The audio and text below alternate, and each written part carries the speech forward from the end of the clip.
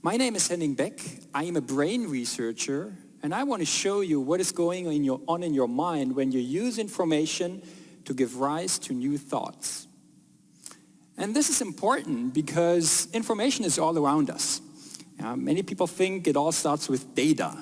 Data, the resource of the 21st century. Data is everywhere. Companies collect our data. We do data analysis and data correlation. But in fact, data itself is pretty simple. It's just a collection of letters and numbers, signs you can process electronically but have no meaning. And you can measure data, but you cannot measure an idea. Because when are you really creative or innovative? When you have 1,000 thoughts, only one, the real game changer. So maybe information is more important.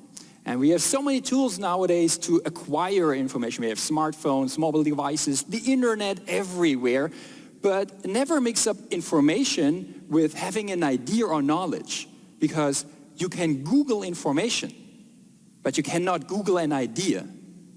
Because having an idea, acquiring knowledge, understanding stuff, this is what's happening in your mind when you use information to change the way you think.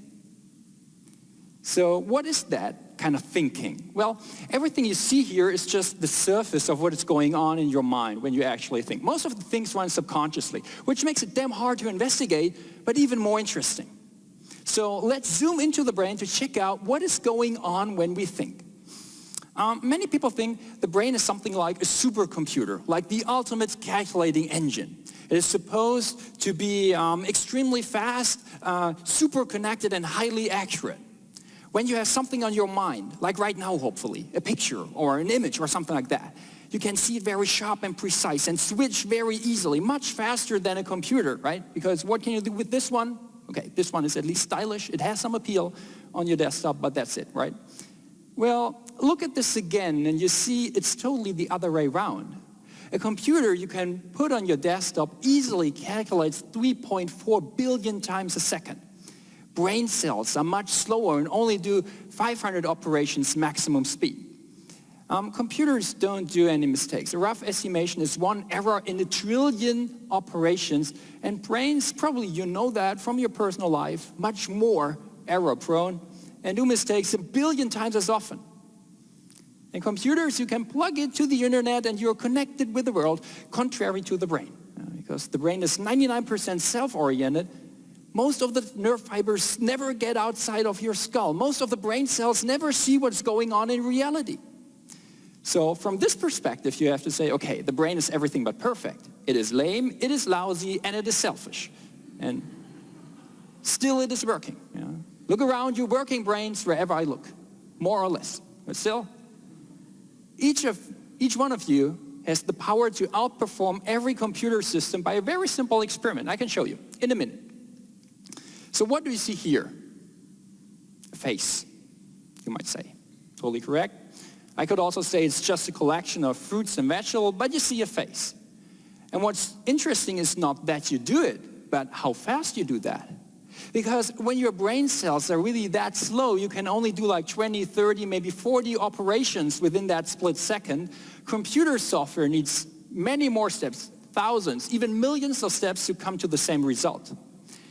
This leads us to the fundamental principle of how we think, because it's totally different from anything we know of in our world.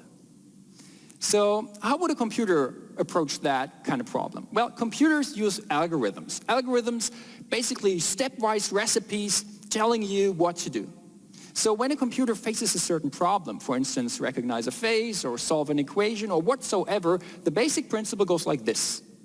You have an input, then you process that input according to the algorithm, finally reaching an output. Input, processing, output. That's great. That's great when you don't do any mistakes, because when you do a mistake at the beginning, you're screwed at the end. That's why computers sometimes break down and end up in a blue screen. Yeah. What a sad face, by the way, poor guy. Computers break down. Brains do not break down, unless you apply some external force or alcohol or something like that. But usually, brains are very robust. And that's because we think with a trick. When an input hits our eyes, the input is processed by the sensory cells in our eyes, and they get activated and activate the neighbors in this neuronal network.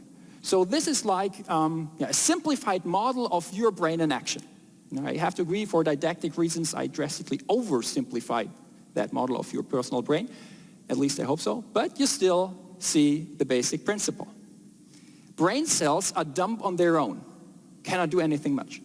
But if you have a lot of them, you end up with something we call an activity pattern, an activity state of that specific neuronal network. Yeah? And this activity pattern, this is what we call a thought. Big difference to a computer. The brain does not distinguish between processing and output, because processing the information is the thought itself. That's kind of tricky, but maybe it's similar to an orchestra. If you look at an orchestra from outside, seeing all the musicians sitting next to each other but not playing any music, you have no idea whatsoever melody this orchestra is able to play. Just like the brain. When you look at the brain from outside, you have no clue whatsoever thoughts this system is able to think. In an orchestra, the melody emerges when the musicians start to play with each other and synchronize themselves. So the music, the melody, is among the players, just like a thought in the brain is among the brain cells when they synchronize with each other. So a thought is not located anywhere. A thought is how the brain cells interact and how they process the information. So that's different to a computer, because no matter what kind of processing the computer uses, whether it's algorithmic or a deep learning network or whatever fancy method we will come up with in the future, it will always be input processing output, without mistakes, hopefully.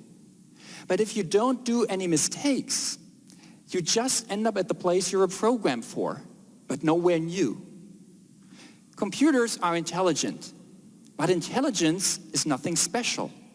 Intelligence means that you follow the rules as fast and efficient as possible, but not to change rules. No super intelligent computer will ever rule the world, because intelligence is not enough. You need to be a rule breaker, a game changer. You need to be crazy and creative too. And it's the mistake in our thinking, not the perfection, that separates us from the non-creative machines.